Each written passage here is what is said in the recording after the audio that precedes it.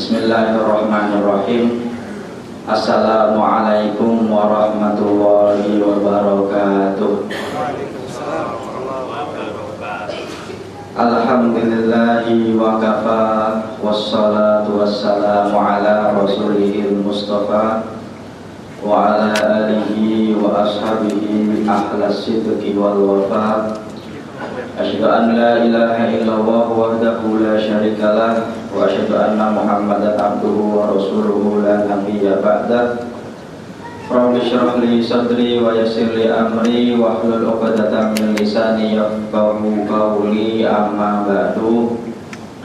Para jamaah Masjid Al-Ikhlas, bapak-bapaknya maupun ibu-ibunya yang semuanya dalam keadaan sehat walafiat, sehat jasmani dan juga sehat rohani, sehat keluarga serta sehat keuangannya. Itu ya.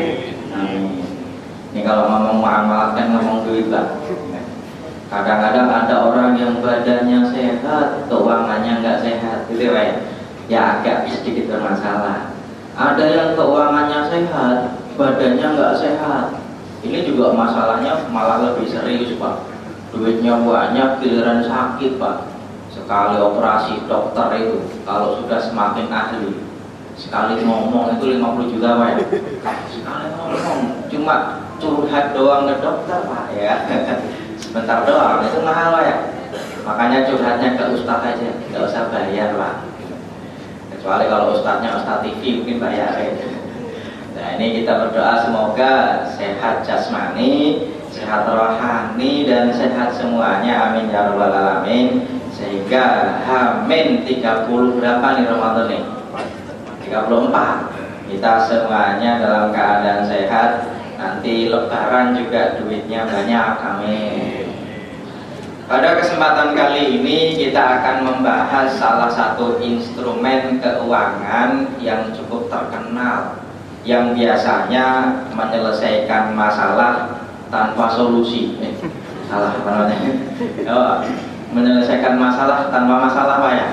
Nah ini berarti ini nih harusnya memang benar-benar menyelesaikan masalah tanpa masalah, gitu, harusnya. Lah, apa saja solusi yang ditawarkan Islam dalam menghabiskan atau dalam meminimalisir riba? Di antaranya nanti ada yang namanya gadai atau dalam bahasa Arab namanya rohan. Kenapa disebut solusi? Karena ada beberapa yang mungkin bisa diterapkan untuk menghindari riba. Tetapi dalam kesempatan kali ini kita akan bicara lebih detail terkait riba, terkait rohan atau gadai. Hal-hal yang di dalamnya, contohnya apa saja yang boleh digadaikan? Contohnya apa? Boleh nggak menggadaikan harga diri, gitu kan? Memang harga dirinya ada harga berapa? Gitu. Hargailah saya. Memang kamu harganya berapa? Ya nggak harus dihargai lah. Ini boleh apa nggak? Apa saja yang boleh digadaikan? Termasuk juga kalau gadaiin barang. Biasanya kita kan ini, Pak, ya, ada teman gadaiin motor. Ya udah berarti motor kita pakai, gitu kan? Yang lebih parah, Pak, ada gadaiin sawah, sawahnya juga dipakai oleh orang yang menerima gadai, gitu, Pak. Bagaimana Islam memandang pegadaian, gitu, dan apa saja yang ditawarkan dalam menghilangkan riba di pegadaian ini kita akan bahas. Yang pertama tentang gadai itu kita bahas tentang pengertian. Nanti kita akan bicara tentang masyru'iyah ini dalil-dalil. Nanti kita akan bicara tentang pengertian. Secara bahasa, rohon itu artinya yang digadaikan itu dititipkan. Nah, makanya dalam sebuah hadis kan ada tuh ya, kullu mauludin murtahanun bi aqiqatihi. Setiap anak itu tergadaikan dengan akikahnya, gitu Pak, ya.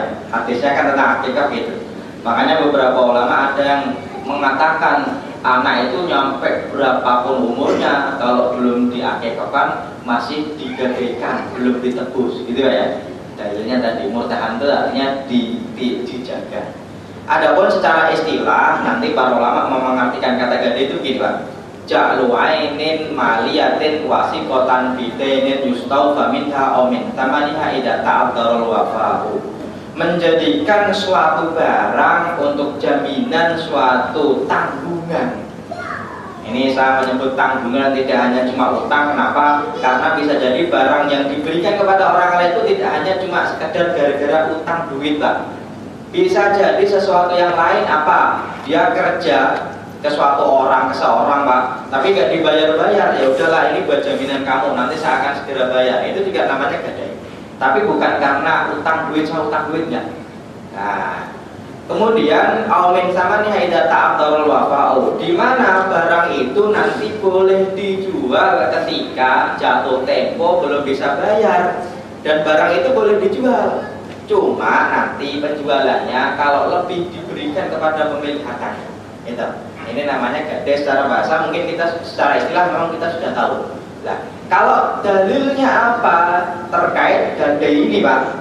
Kalau kita bicara dalilnya itu malah unik, Pak. Pertama begini, kata-kata gadai di dalam Quran hanya berkaitan ketika kita bepergian, utang kok nggak ada yang nulis. Makanya di dalam surat Al-Baqarah nanti ayatnya begini, Pak. Wa in kuntum ala safarin, ketika kalian ada di dalam perjalanan, walam tajidu katiban, dan tidak menemukan orang yang nulis utang, farihanun maqbudah, maka kalian berikanlah barang sebagai jaminan. Ayat Quran yang bicara tentang gadai hanya ini, Pak, yaitu ketika kita punya utang piutang, awalnya disyariatkan suruh nulis, gitu ya. Tetapi kalau kita bepergian kok nggak ada orang yang bisa nulis, kita bisa bayangkan, Pak, ayat ini turun di 14 abad yang lalu, gitu Pak ya.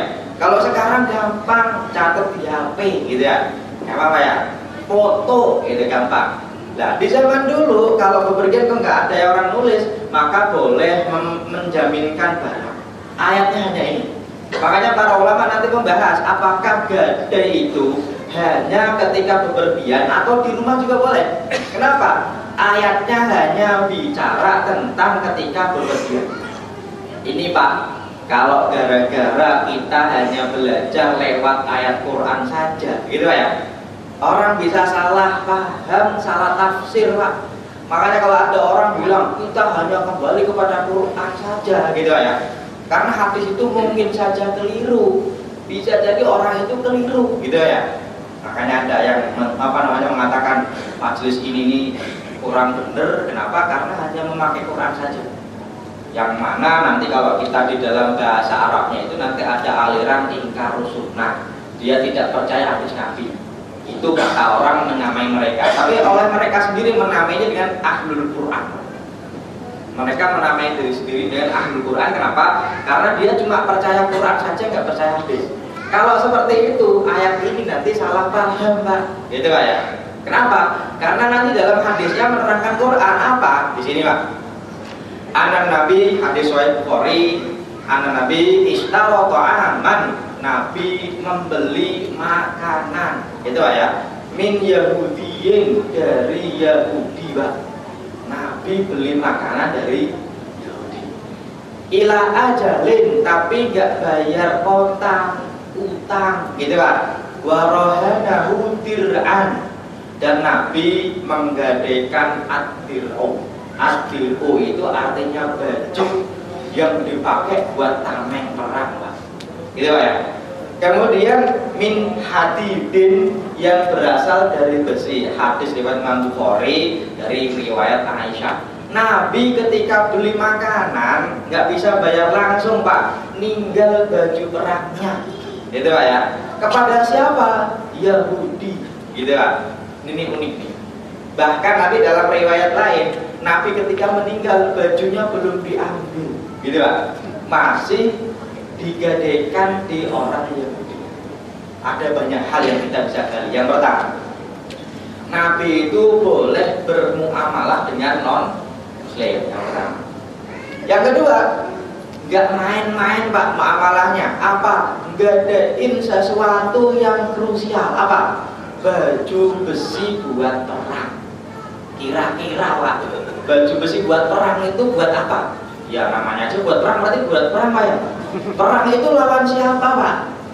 Yahudi. Lah ini digadein di musuhnya. Nih, tembak saya AK-47 gadein ke kamu.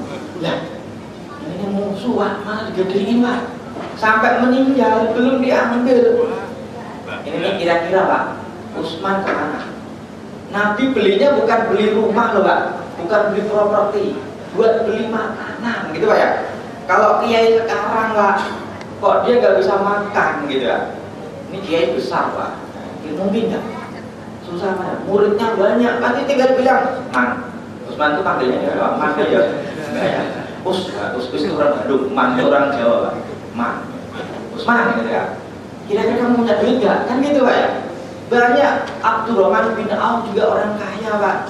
Cuma kenapa Nabi itu malah beli makanan? Dan ini hadisnya sahih Pak. Makanya beberapa ulama ada yang mengatakan, oh ini nggak sahih, nggak mungkin lah Nabi itu kok nggak punya duit itu nggak mungkin gitu. Ada yang bilang cuma kan ini riwayatnya yang hadis sahih Bukhari gitu kan. Dan para ulama mengatakan, lah iya ya. Nah kenapa gitu? Makanya walaupun nanti ada yang bilang akhirnya diambil ketika Nabi meninggal, diambil Pak. Banyak pelajaran yang kita bisa ambil di sini. Di antaranya apa? Yaitu ternyata Pak, umat Islam itu tidak memusuhi agama lain, bukan, gitu Pak. Di antaranya apa? Ketika terjadi yang namanya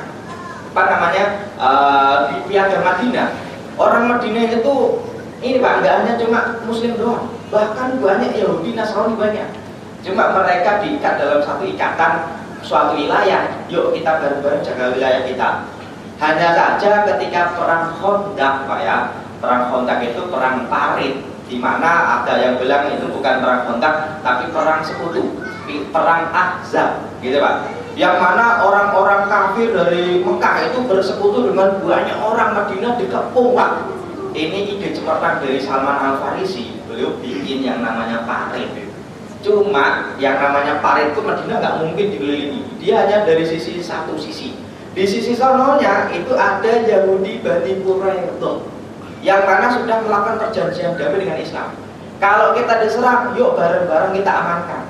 Cuma Pak, waktu perang itu di sono itu mau jebol pertahanan yang di daerah Bani Quraidah itu mau jebol. Makanya Nabi itu sangat marah sampai bilang la yusalliyanna ahadukumul asra illa fi Bani Quraidah. Setelah perang Ahzab itu hampir selesai, Nabi bilang sekarang juga datang ke Bani Quraidah, serang mereka. Jangan sampai sholat asar kecuali sudah sampai sono, gitu Pak.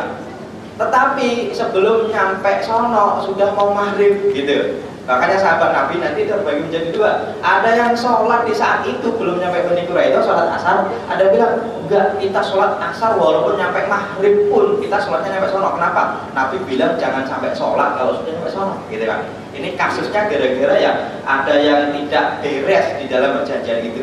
Tetapi diserangnya bukan karena agamanya, gitu kan. Gitu ya. Walaupun ini nih agak-agak ini Pak sensitif kalau sudah bicara agama, sudah mau mendekati pemilihan, gitu ya. Ya, saya nggak mau ngomong itu. Ini nih agak-agak berat nih. Kenapa? Kalau saya Pak milih di DKI itu haram bagi saya Pak. Kenapa? KTP saya bukan KTP DKI Pak ya. Ya bukan sih gitu KTP-nya. Ya haram lah gitu. Tapi ini memang agak-agak krusial. Nah, tapi kalau bicara tentang gadai, Nabi gadain barang dan yang dibeli itu bukan properti tapi makanan, gitu. Oke. Kemudian ini masuk iyanya. Dalil yang berikutnya adalah ijma. Ini nih ijma salah satu dalil para ulama sepakat bahwasanya gadai itu boleh dan disyariatkan. Ini tentang masuk iya. Kemudian kalau rukunnya ini kita akan agak-agak cepetin. Gadai itu nanti ada beberapa instrumen. Yang pertama adalah al-aqidan atau dua orang yang melakukan perjanjian gadai, atau yang pertama disebut ar-rohin, yang kedua disebut al-murtahin. Ini harus diingat nih ya, nanti jangan kalau saya keliru nyebut nanti, maksudnya kalau saya nyebut bahasa Arab biar paham. Kalau ar-rohin itu orang yang utang Pak, yang dia itu punya barang. Kalau al-murtahin dia itu yang menerima barang gadaian, gitu. Kalau ar-rohin itu misalnya kitanya, al-murtahin itu institusi pegadaiannya, gitu Pak ya. Ya nanti kalau saya kadang-kadang menyebut murtahin nanti tahu, murtahin itu ya pegadaian gitu aja. Kalau rohin itu saya, itu rukun yang pertama. Yang kedua adalah marhun bih atau punya utang, gitu. Yang ketiga adalah marhun atau barang yang digadaikan. Yang pertama mungkin syaratnya umum, muslim, akil, balik, bukan muslim, apa namanya, akil, balik, talak gitu. Kemudian marhun bih itu berupa utang. barang itu yang digadaikan. Beberapa ulama mengatakan bahwasanya barang yang boleh digadaikan itu ada kaidahnya. Kullu mutamawwal yumkinu akhdhu daini minhu aw min samani inda ta'addud wa fa'idan min dhimmatir rahim. Yaitu segala sesuatu yang bisa diuangkan untuk melunasi utang ketika dia tidak bisa bayar. Berarti umum Pak ya, segala sesuatu yang bisa diuangkan. Kok dia nanti kalau telat bayar kok bisa diuangkan, berarti boleh digadaikan. Apa? Kalau sekarang kadang-kadang Pak, gadein itu cuma kertas Pak, gitu Pak ya. Apa? Nyekolahin, slip PNS, gitu ya. Habis diterima, yang disekolahin itu enggak dia Pak. Apa? SK-nya, gitu ya. Nah ini digadein juga, gitu. Atau yang apa? BPKB, ini kan ada tuh. Nah ini asalkan dia itu nanti bisa dijual kok laku Pak, di akhir masa utangnya kalau nggak bisa bayar, berarti boleh digadaikan, gitu Pak ya. Segala sesuatu kalau yang laku dijual berarti boleh digadaikan. Nah kalau harga diri gimana Ustaz? Ya siapa yang mau beli gitu Pak ya. Oke. Kemudian selanjutnya adalah ingkana ainun jazabe wa jazarahuma. Itu juga apa namanya kaidah. Segala sesuatu yang boleh dijual boleh digadaikan. Gitu. Oke, ini apa namanya yang selanjutnya. Sekarang ini umum Mbak. Pertanyaan berikutnya begini. Kalau memanfaatkan barang gadai gimana Ustaz? Ini yang terjadi di masyarakat memang secara uruf itu secara kebiasaannya kalau ada orang gadein motor, gadein HP yang nerima itu kan ya boleh Pak ya, memanfaatkan gitu. Secara urutnya gitu. Kalau teman-teman nggak punya duit di kos, gitu kan, Mas ini ada motor, gadein dong gitu. Ya berarti motor itu dipakai, gitu kan ya. Biasanya kan gitu.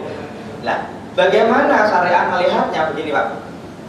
Secara awal para ulama menjelaskan nanti ada hadis riwayat Imam Al-Baihaqi bahwasanya Nabi itu pernah bersabda, kullu qardin jarra manfaatan atau jarra naf'an fa wajhun min wujuhir riba. Setiap utang piutang yang ada manfaat yang ditimbulkan dari utang piutang itu terhadap orang yang memberi utang itu termasuk salah satu dari bentuk riba. Gitu Pak. Makanya nanti riba itu diantaranya gara-gara di sini. Segala sesuatu manfaat yang ditimbulkan dari orang memberi hutang kepada orang lain itu bisa jadi namanya riba. Gitu Pak.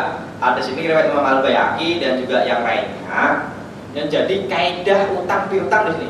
Nanti kalau ada orang Ustaz bilang kullu qardin jarra naf'an fa riba, itu kaidahnya di sini. Setiap utang piutang yang menimbulkan asas manfaat atau manfaat bagi orang yang memberi hutang itu bisa jadi riba, gitu Pak. Oke, contohnya apa? Nah, ini masih kaidah umum. Para ulama sepakat ada kaidah ini Pak. Walaupun secara kekuatan dalil, secara hadisnya, secara sanadnya hampir semua ulama bilang hadis ini dhaif. Hampir. Bahkan nanti para mukharij hadis, para ulama kritikus hadis, hampir mengatakan hadis ini dhaif, Pak. Cuma ketika hadis itu dhaif apakah tidak diamalkan? Ternyata enggak. Ini kaidah umum yang bisa dipakai walaupun sanadnya dhaif, dipakai gitu. Unik Pak, nanti kalau kita bicara tentang fikih muamalah, beberapa hadisnya itu malah secara sanadnya dhaif gitu.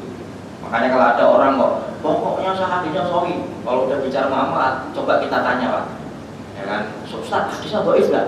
Hampir-hampir nggak ada yang membahas hadisnya, gitu Pak ya. Kalau bicara tentang muamalah, kalau bicara ibadah, wah dikejar tuh, sahih atau enggak? Nah ini nih secara sanad walaupun dhaif, tapi ulama memakainya Pak.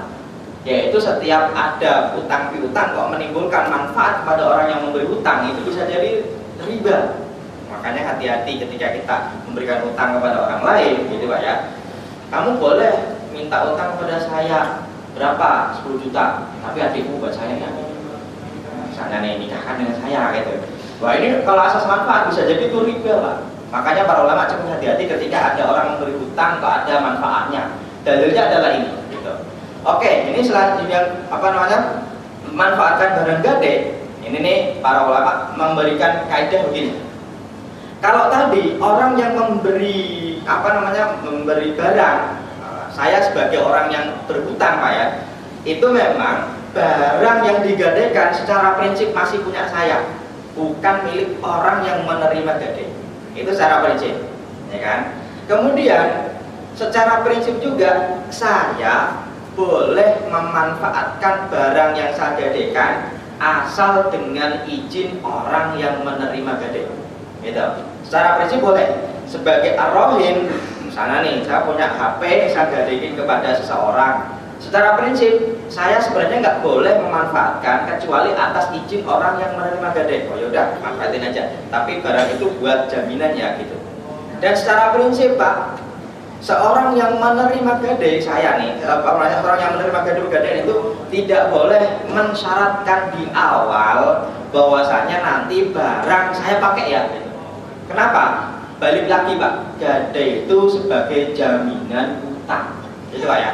Lah, kalau hutang kok dia nanti menimbulkan manfaat bagi orang yang memberi hutang, bisa jadi masuk dalam kaidah umum bahwasanya kullu qardin jarnaf'an bahwa riba. Setiap hutang piutang yang menimbulkan manfaat bagi orang yang memberi hutang bisa jadi riba. Makanya para ulama ini masih umum nih. Artinya apa? Awalnya Pak, orang yang menerima gade itu dia tidak mendapatkan izin secara resmi dari syariat untuk memanfaatkan begitu saja. Awalnya ini nih biar nanti kita tahu Pak, kalau orang itu menggadekan sawah, orang yang menerima gade itu awalnya dia tidak boleh memanfaatkan sawahnya untuk ditanemin, hasilnya buat dia nggak boleh Pak. Awalnya gitu. Kenapa? Nanti yang punya utang itu kalau sawahnya kok digadekan, kok dipakai juga, kira-kira kembalinya dari mana? Gitu. Yang pertama. Yang kedua, dia kan nanti akan menerima gade kan dia pemberi hutang, kok mendapatkan manfaat bisa jadi riba. Ini secara awal, secara hukum awal. Hanya saja nanti para ulama menyebutkan begini Pak, ada kaidah-kaidah yang lebih lanjut terkait pemanfaatan barang gade ini. Yaitu pertama, tadi kita bisa bicarakan. Yang kedua ini Pak, hadisnya. Ad-dhahru yurkabu binafaqatihi idza kana marhunan. Wala banudur yushrabu binafaqatihi idza kana marhunan wa 'alal ladzi yarkabu yashrab an-nafaqah. Ini hadis riwayat Imam Al-Bukhari. Bahwasanya di zaman dulu yang namanya gade itu kan barang. Barang di zaman dulu itu paling tidak itu hewan Pak. Orang kalau digadekan hewan gitu ya, kira-kira hewan itu makan kan? Makan gitu kan. Yang mencarikan makanan itu siapa? Awalnya yang wajib menjaga itu orang yang miliki barang. Siapa? Berarti orang yang punya barang, yaitu rohin gitu Pak ya. Tetapi kalau yang menggadekan itu kok nggak ada waktu untuk mencarikan makan, maka penerima gade boleh mengambil hasilnya. Di antaranya adalah boleh dinaikin gitu Pak, untuk dalam rangka memberikan nafkah bagi hewan itu. Atau boleh diambil susunya dalam rangka susunya itu untuk mengganti uang lelah untuk merawat hewan itu. Dan ini hadis riwayat Imam Bukhari. Dari hadis ini nanti para ulama berbeda pendapat. Pertama begini, kalau tadi ayatnya kan umum, hadisnya kan umum. Setiap orang yang memberi utang kok mengambil manfaat, berarti kan riba. Tapi ada hadis lain riwayat Imam Bukhari, kalau manfaatnya itu dalam rangka imbal balik jasa bagi orang yang menerima gade itu kalau memberikan manfaat bagi barang itu, maka boleh. Itu Pak ya. Dari sini para ulama menyebutkan begini. Ini diantaranya dalam mazhab Maliki nanti ada di kitab Al-Mudawana. Ara'aital murtahina hal yajuzu lahu ayashtari syai'an manfa'atirran qala in kana min fi'in fadzalika jaiz wa in kana min qardin fala yajuzu dzalik li annahu yasiru salfan jar manfaatan. Ini riwayat dari Imam Malik bahwasanya kalau orang yang menerima gade kok mensyaratkan di awal, oke, kamu boleh utang saya tapi motor kamu bawa ke sini saya pakai. Kalau disyaratkan di awal, beberapa ulama mengatakan tidak boleh gitu. Tapi kalau nanti kok tidak disyaratkan di awal, beberapa ulama mengatakan boleh. Di antaranya siapa? Di dalam kitab Ibnu Qudamah Al-Hambali, para ulama menyebutkan begini: ma la yahtaju ila mu'nah qadar wal mata wa nabi fala yajudul mutan dan bi ini rohin bi halin. Kalau sesuatu yang digadekan kok tidak butuh pemeliharaan, maka penerima gade itu tidak boleh memanfaatkan sama sekali kecuali atas izin orang yang memberi gade. Ini nih kaidah utama. Lana lam fiha dan khilafan, yang mana saya tidak mengetahui ada ikhtilaf ulama di sini. Kemudian li'annaroh namil turrohin. Kenapa? Karena barang itu masih menjadi milik orang yang memberi gadai. Apa namanya? Yang masih punya barang. Kemudian fakada dikatakan wa manafi'uhu. Sebagaimana manfaat yang ditimbulkan dari barang itu milik orang yang miliki, Pak. Apa maksudnya? Begini. Kalau orang menggadaikan yang menimbulkan suatu manfaat, angkot, gitu ya. Angkot itu kan ditarik sama orang, ada yang narik gitu. Lah, hasil dari angkot itu masih milik orang yang punya angkot. Siapa? Ya orang yang punya utang tadi, gitu. Awalnya begitu, Pak. Lah, kemudian kalau saja ikan nanti roh nabi kotin, tapi wa ikan roh nu bisa mana?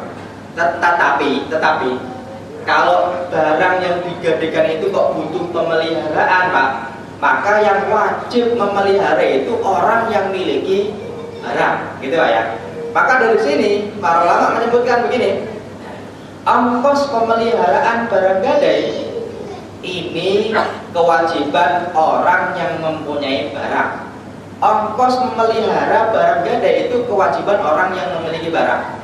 Kemudian ini ada hadisnya, ayu laturahnu mensabilati rohanau lawalawun walehurmu. Ini hadis riwayat Imam Syafi'i dan Ad-Darqutni, sanadnya mutasil, bahwasanya tidak terlepas kepemilikan barang gadai dari pemilik yang menggadaikannya, ia memperoleh manfaat dan menanggung resikonya.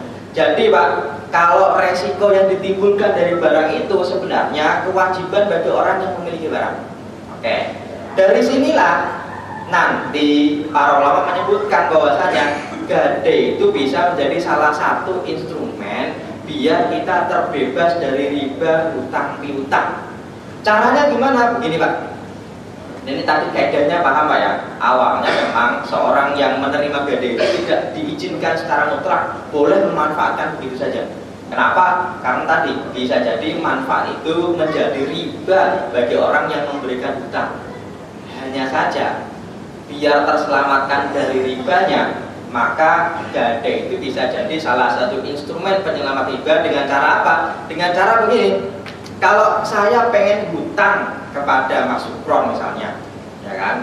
Kalau utang 10 juta, kok dalam rangka utang nanti beliau bilang nanti baliknya 12 juta ya, berarti 2 jutanya itu lebihan hutang, gitu ya.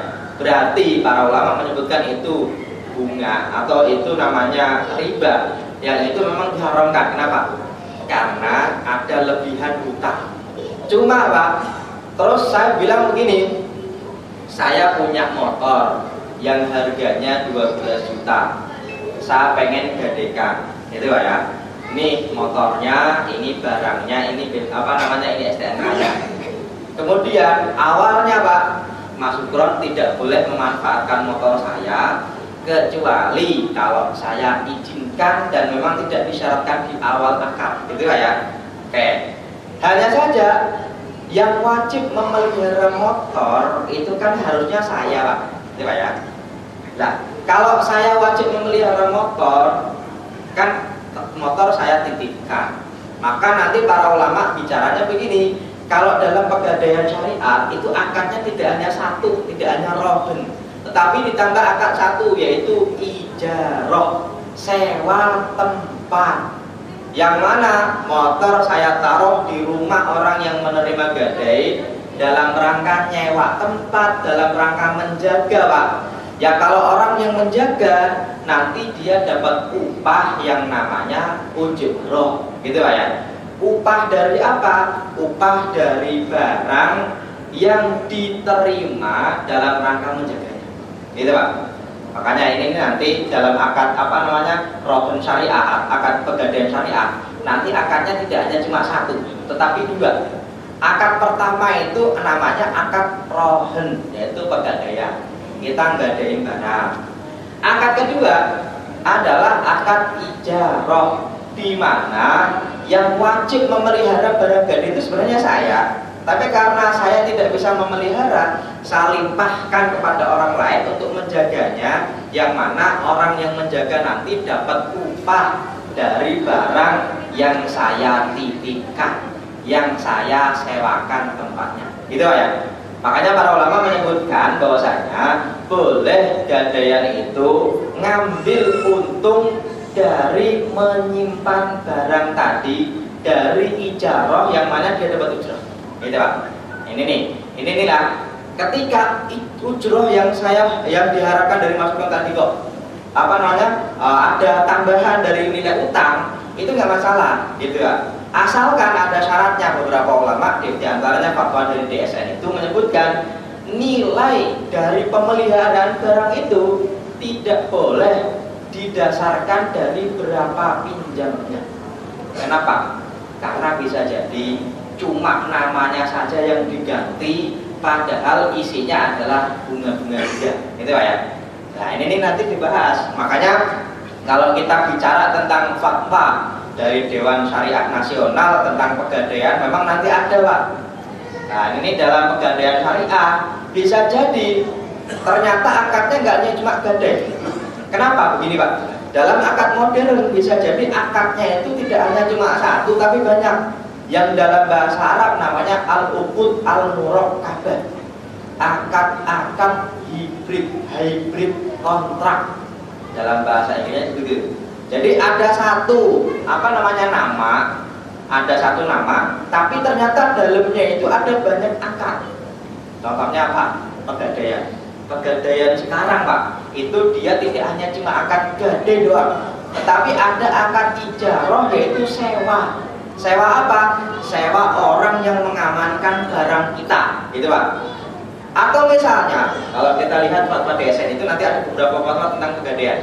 Di antaranya yang pertama tentang gadai itu sendiri di tahun 2002 nomor 25 ada yang namanya rohen tasjili. Rohen tasjili itu rohen cuma catatannya doang. Maksudnya apa begini? Kalau kita gadain motor, harusnya kan motor kita yang ditaruh gitu Pak ya. Sekarang enggak, motornya apa? Catatannya, kepemilikannya apa? BPKB. Misalnya tanah. Yang digadaikan enggak tanahnya Pak, tetapi apa? Catatannya, sertifikatnya. Itu namanya rohen tasjili. Ini ada ada kaidah. Ada juga yang rohen emas, gadai emas syariah. Jawab nanti kita akan bahas nih. Gadai emas syariah. Kalau cuma kita punya emas Pak, kita punya utang, kok kita gadaikan ke orang lain, itu namanya gadai emas Pak. Tapi ternyata kalau kita bicara tentang gadai emas syariah di dalam perbankan nasional syariah, itu ternyata akadnya tidak cuma gadai emas Pak, tapi nanti ada macam-macamnya. Nanti kita akan bahas apa sebenarnya gadai emas syariah. Kenapa begini? Sebenarnya nanti kalau kita bicara tentang gadai emas syariah itu sebenarnya nanti kita beli emas secara nyicil, cuma emas itu nggak kita boleh ambil Pak, kecuali kalau sudah lunas. Lah emas itu buat jaminan utang kita yang belum bayar, makanya emas kita gadaikan, gitu Pak ya. Makanya nanti kalau besok insya Allah kita bahas tentang gadai emas syariah sama jual beli emas secara kredit, boleh ya? Karena nanti ini nih instrumen perbankan syariah nanti ada, pegadaian emas syariah itu ada. Dan ini nanti ternyata Pak, akadnya tidak hanya cuma kita punya emas digadain gitu doang. Ada juga Pak, nanti ada yang namanya berkebun emas, gitu lah. Emasnya berkebun, ya dia berarti petani Pak ya. Emasnya berkebun. Enggak, ini ada juga. Ada salah satu orang yang punya program itu emas itu dikebunin Pak. Maksudnya apa? Nanti emas ditanam Pak. Nanti menghasilkan emas berikutnya. Ada caranya. Insya Allah kita bahas nanti caranya bagaimana.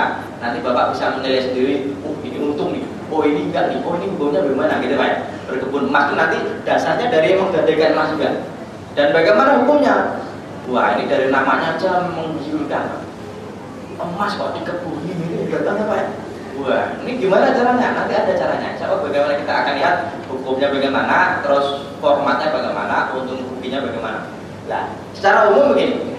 Kalau kita bicara tentang fatwa desanya, yang pertama adalah biasa murtahin atau pembeli barang mempunyai hak untuk menahan marhun atau barang sampai semua utang rohin atau yang menyerahkan barang dilunasi. Oke. Marhun dan manfaatnya tetap menjadi milik rohin. Marhun barang dan manfaat barang ini fatwanya sudah jadi nih Pak. Ini tetap milik orang yang memiliki barang rohin. Pada prinsipnya marhun tidak boleh dimanfaatkan oleh murtahin kecuali seizin rohin. Ini fatwanya nih. dengan tidak mengurangi nilai marhun atau tidak mengulangi nilai dari barangnya itu, Pak. Ini cuma diambil manfaatnya, dan pemanfaatannya itu sekedar pengganti biaya pemeliharaan dan perawatan. Itu Pak ya. Ini Pak DS-nya sudah jadi. Kemudian pemeliharaan dan penyimpanan marhun atau barang yang digadaikan pada dasarnya menjadi kewajiban rohin. Rohin itu orang yang punya barang, gitu ya. Pada dasarnya seperti itu. Namun dapat dilakukan juga oleh murtahin atau orang yang memberikan utang itu, sedangkan biaya dan pemeliharaan penyimpanan tetap menjadi kewajiban rohin. Gitu. Makanya nanti ada dua akad. Nanti kalau kita gadain barang di pegadaian syarah, besar biaya pemeliharaan dan penyimpanan marhun tidak boleh ditentukan berdasarkan jumlah pinjaman. Ini akadnya. Dan inilah kriteria-kriteria atau akad-akad yang ada di dalam akad-akad rohen, dobit-dobit atau apa namanya kaidah-kaidah yang ada di dalam pegadaian, yang mana nanti bisa jadi di dalam akad-akad rohen atau kalau kita gadain barang itu kadang-kadang memang kita harus tahu nih klausul-klausul perjanjian. Yang insya Allah kita besok akan bahas tentang apa namanya akad-akad rohen emas, yang kita bisa bahas tentang boleh nggak kita jual beli emas secara kredit, terus kalau gede emas syariah itu bagaimana, terus maksud dari berkebun emas itu bagaimana, dan juga hukumnya bagaimana, gitu ya. Jawab di pertemuan berikutnya kita akan bahas. Mungkin sebelum kita tutup ada yang ingin ditanyakan. Assalamualaikum warahmatullahi wabarakatuh. Waalaikumsalam. Mengenai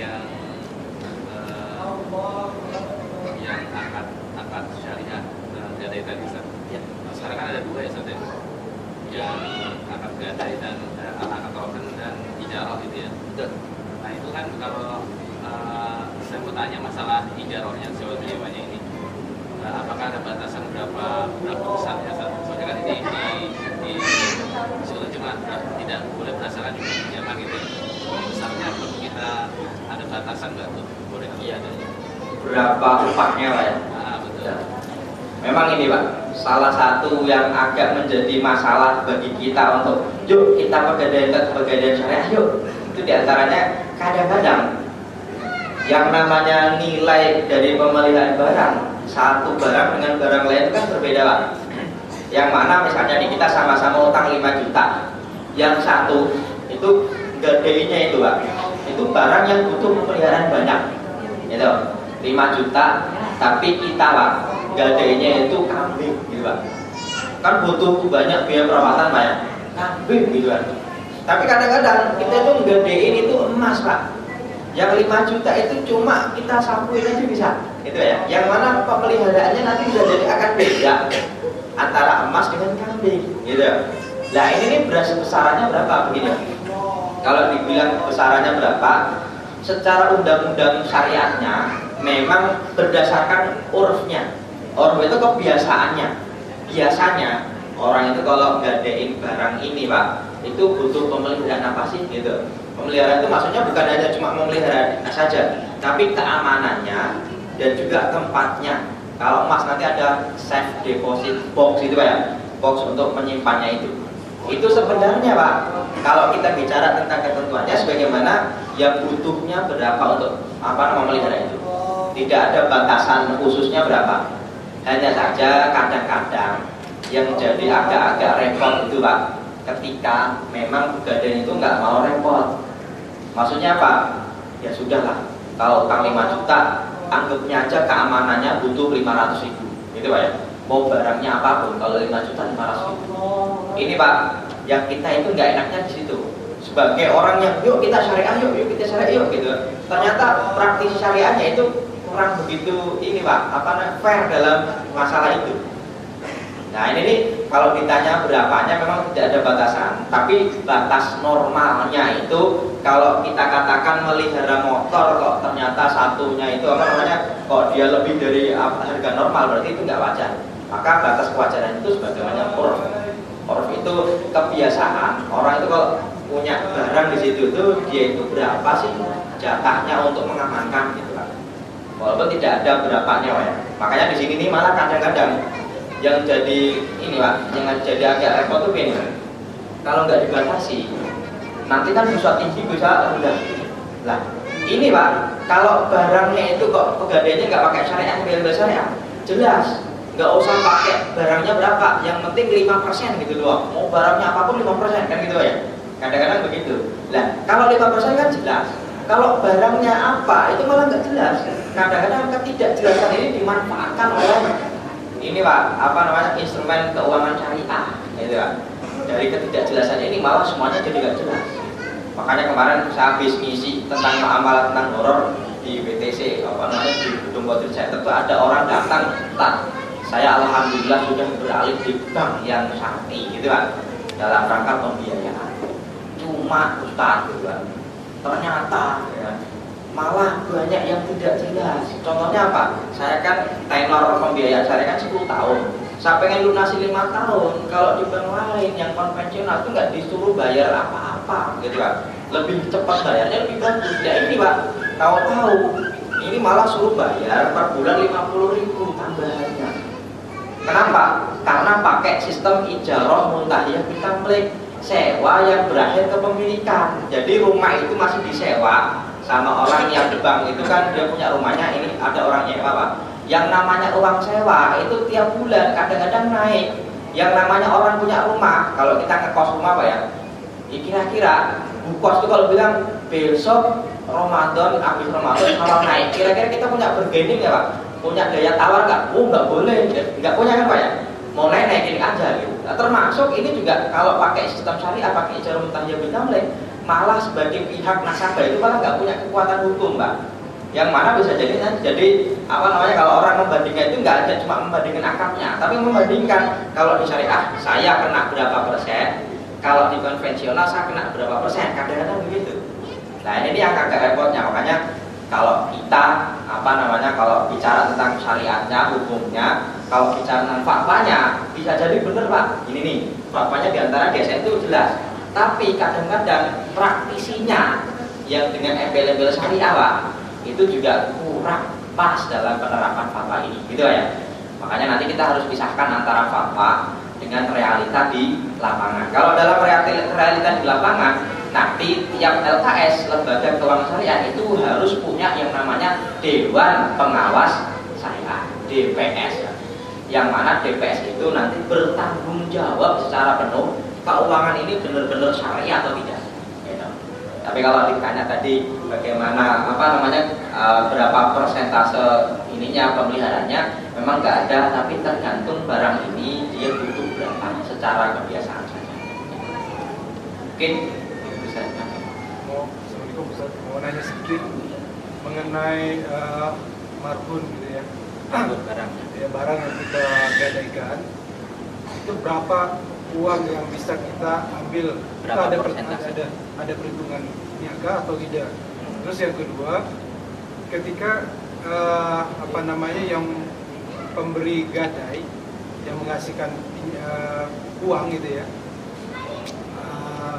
uang barang yang digadaikan selama uang yang belum dikembalikan, terjadi misalnya musibah lah, misalnya kambing yang digadaikan itu ternyata meninggal, atau barang yang digadaikan hilang, atau misalnya terjadi penyusutan, misalnya motor saat kita gadaikan mungkin harganya 10 juta, tapi setelah 10 tahun jadi harganya tinggal 1 juta. Itu bagaimana ya? Ya. Oke, pertama begini, tentang marbun Pak ya. Dia itu nanti atas tanggungan siapa, gitu Pak ya. Begini, kalau marbun itu dia itu atas tanggungan orang yang mempunyai barang, gitu Pak ya. Pertanyaan pertama tadi apa tadi? Berapa persen? Berapa persen yang boleh diambil? Begini Pak, ini nih ada kaidah kullu utama wal yakil abdudaini minhu aw min samani idza ta'adzara wa qadain min timatir rahim. Segala sesuatu barang yang kalau orang punya utang kok nggak bisa bayar, maka barang itu bisa menjadi tanggungan yang untuk membayar utang itu. Dari sini para ulama menunjukkan sebenarnya nggak ada berapa persentase yang bisa diambil dari barang itu. minimal Pak, nanti kalau kita nggak bisa bayar, barang itu cukup untuk membayar utang kita, gitu ya, minimal. Berapa persen? Nggak ada persentase khususnya. Tapi kalau di Indonesia memang biasanya berapa? 80. Tapi tergantung barangnya juga Pak. Kalau penyusunnya tinggi kok tenornya panjang, tidak hanya cuma 80. Ini nanti tim apa namanya? Tim hitung Pak ya. Tim apa namanya? Ya, yang suka gede siapa nih? Tim hisab, namanya. Ya itu kan tim itulah gitu. Ada tim taksir ya, tim taksir yang suka naksir orang gitu lah. Saya naksir kamu saya taksir nih. Nah ini ada tim taksirnya. Yang mana tim taksirnya itu sebenarnya intinya begini, kalau dia nggak bisa bayar minimal bisa untuk melunasi. Yang mana tergantung nih, kalau nanti menyusut berarti nanti tenornya berapa tahun, nanti penyusutannya berapa, oh diambil dari situ. Kalau dia emas biasanya nggak begitu banyak nyusut Pak, diambil misalnya tinggi 85 biasanya. Nah ini untuk apa? Biar nanti kalau dia itu nggak bisa bayar dijual, nanti kalau sisa ya dibalikin kepada orang yang milik barang.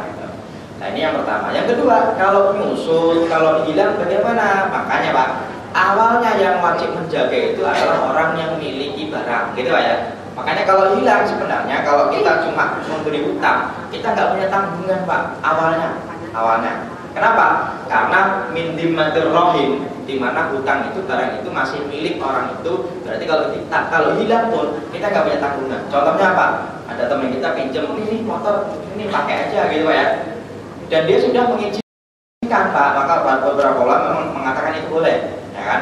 Kalaupun nanti hilang gitu ya, dan kita tidak mengambil banyak manfaat di situ, dan kita tidak punya perjanjian menjaganya, gitu ya, maka nanti bisa jadi bukan tanggungan kita cuma dititipin doang, gitu ya. Tapi kalau ada akad kedua, yang mana tadi akad ijarah sewa, yang mana kita dapat upah dalam rangka menjaganya, gitu ya. Makanya akad MUI tadi bilang kalau biaya pemeliharaan dan penyimpanan marhum tidak boleh ditentukan. Pemeliharaan dan penyimpanan marhum pada dasarnya menjadi kewajiban rohin pada dasarnya Pak ya. Namun dapat dilakukan oleh murtahin atau orang yang menerima gade, sedangkan biaya dan pemeliharaan penyimpanan tetap menjadi kewajiban rohin. Kalau dia sudah dipasrahi, kamu saya bayar suruh jaga Pak, kok hilang berarti kewajiban siapa? Ya, kewajiban orang yang menjaga. Kenapa? Karena dia bukan hanya cuma yadu amanah tapi yadu doman. Wah apa itu? Yadu amanah dan yadu doman itu apa? Begini Pak, ada beberapa akad yang itu pakai sistem amanah. Kalau amanah itu berarti kalau dia memang dia dipercaya, kok nanti kok hilang, dia tidak wajib ganti. Contohnya bendahara itu kalau dia itu cuma dipasrahi duit dan dia mengamankan dengan sungguh-sungguh, kok tahu-tahu kecopetan Pak, maka dia tidak kewajiban untuk ganti ketika dia itu cuma diberi amanah, gitu Pak ya. Tapi kalau yang dudoman itu begini, kamu saya bayar itu suruh jaga loh, gitu Pak. Kalau hilang, makanya dia suruh ganti. Makanya nanti kalau di Indonesia ini agak unik, nitip motor Pak, itu dia itu bayar nggak? Bayar. Dalam rangka apa? Suruh jagain gitu ya. Makanya undang-undangnya kata-kata nitip itu sudah bukan nitip Pak, bukan wadiah titipan bukan, tapi ijarah sewa, gitu ya. Kalau sewa berarti orang yang dititipin itu dia wajib ganti kalau hilang, gitu. Kalau kita di rumah terus Mas titip motor ya, gitu lah. Kita udah jaga ternyata kok hilang juga. Kita sebagai orang yang dititipin dan tidak dibayar itu yadu amanah. Kalau hilang kita tidak punya kewajiban untuk menggantinya. Kalau memang kita sudah jaga, kecuali kalau kita taruh BPKB, STNK dan kuncinya di motornya Pak, dan kita pergi, ya itu kita dapat ini nih tanggungan suruh ganti gitu ya. Makanya di Indonesia yang namanya titip motor bukan wadiah, tapi ijarah sewa, dan dia wajib mengganti. Kenapa? Karena yadu doman itu kan tanggungan, bukan yadu amanah. Pak Insya Allah nanti kita akan bahas beberapa akad yang mana yadu doman, yadu amanah. Tapi intinya adalah kalau dia sudah ada akad kedua yaitu ijarah, kewajiban menjaganya itu sebagai murtahin. Kalau hilang ya berarti dia, gitu Pak ya. Mungkin itu saja. Satu kalau orang yang jual beli dolar bagaimana? Jual beli beli, mahal jual.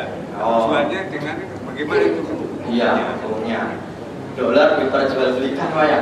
Kan duit gitu kan. Duit masa beli duit. Ini kayak anak kecil ya. beli mainan, beli mainan uang. Nah, bagaimana hukumnya? Ini nih di bab lain sebenarnya. Ini nih bab apa namanya, jual beli asor namanya. Nanti ini kaitannya dengan trading forex. Kemudian ada money changer gitu, ada tuh. Nah, kalau bicara tentang ribanya, memang kalau rupiah ditukar rupiah kok lebih. Ini nanti ada yang namanya riba fadil lah. Rupiah ya. Tapi kalau rupiah dengan dolar itu sudah dua mata uang yang berbeda. Kebanyakan ulama membolehkan. Boleh. Hanya saja memang yang tidak boleh secara etika dari kenegaraan, kalau belinya banyak sebagai spekulasi gitu kan. Itu mungkin yang masalah. Tapi intinya beberapa ulama membolehkan kalau cuma sekedar kita pengen tukar duit itu boleh Pak. Kita mau ke Amerika Pak ya. Kalau di sana rupiah kan nggak laku tuh. Kita jual beli uang ya kan. Ya belinya di mana? Ya orang yang jual beli uang gitu Pak ya. Kan nanti kita akan lihat motifnya. Ada juga orang yang pengen beli dolar banyak, kalau murah nanti akan dijual kalau mahal gitu ya. Ini agak banyak nanti variannya, yang insya Allah kalau salah juga nanti pada dimarahin bosnya nggak baik. Tapi intinya begini, kalau dua mata uang yang berbeda itu secara apa namanya, mendasarnya boleh Pak. Secara mendasar itu boleh. Walaupun nanti ketika sudah bicara tentang niat, masing-masing orang ada yang niatnya itu menimbun gitu Pak ya. Yang salah itu bukan jual belinya tapi menimbunnya gitu. Oke. Tapi mungkin kita akan bahas di bab lain tentang jual beli uang gitu. Boleh kan? Boleh. Boleh. Intinya sebenarnya awalnya boleh. Yang nggak boleh itu malah yang satu mata uang Pak. Satu mata uang itu apa? Kayak kita mau pulang kampung Pak ya. Kan ada orang tuh kemana-mana sombong bawa duit receh banyak gitu Pak. Tukar gitu ya. Rupiah yang 100.000 satu lembar ditukarin 5.000 gitu Pak. Nanti biar di kampung itu ngasih orang muda.